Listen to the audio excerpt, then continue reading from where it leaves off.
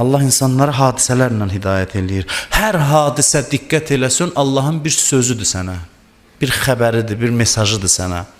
Hər hadisənin arxasında Allah danışır səndən, nəsə demək istəyir. Evdən çıxırsan səhər, maşına mindin, getdin bir yerə, tutaq ki, bir qəzaya düşdün. Gəldilər, maşını vurdular. Bunu təsadüf hesab eləmə. Quran deyir ki, bunun arxasında Allahın sözünü tap, nə demək istəyir sənə. Biz isə yox, biz tələsirik ki, görüm nə qədər ziyan elədi ustaya, nə qədər verməliyəm, pulu kim verəcək? Məsələ həll oldu, getdi. Bu məsələnin cüzi hissəsidir. Arxasında dayanan var ki, bu nə idi mənim başıma gəldi və niyə başıma gəldi bu? Nə istəyirdilər mənə desinlər? Bunun arxasında nə var onu düşünən insan, niyəsini bilə, hətta niyəsini bilməsə belə, bəzən bilmək olmur niyəsini. Heç olmasa bilə ki, niyəsi var, bu da mühümdür. Heç olmasa bilə ki, nəsə bir səbəb var, mənə məlum olmasa da nəsə mənə demək istəyirlər.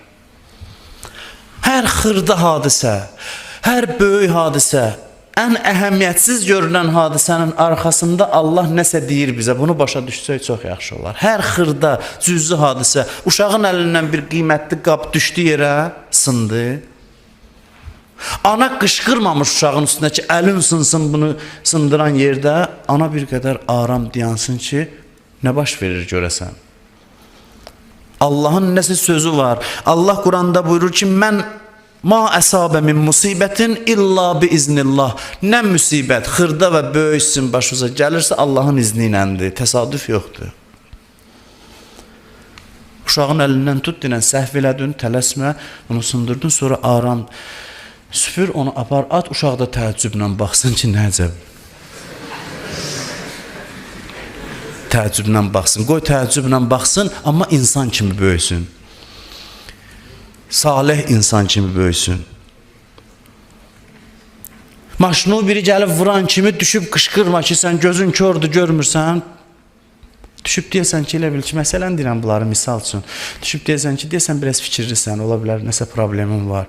Sənin maşını vuranı düşüb sən sakitləşdirəsən. Allahın hadisələrdə işi budur. Kaş belə insanlar maşınımızı vuraq, ya gedək o adamların maşınını vuraq, belə arif adamların. Ki, düşə sənə xoş danışa, mehriban danışa, deyə narahat olma. Onsuz da o dəmirdir, düzələcək.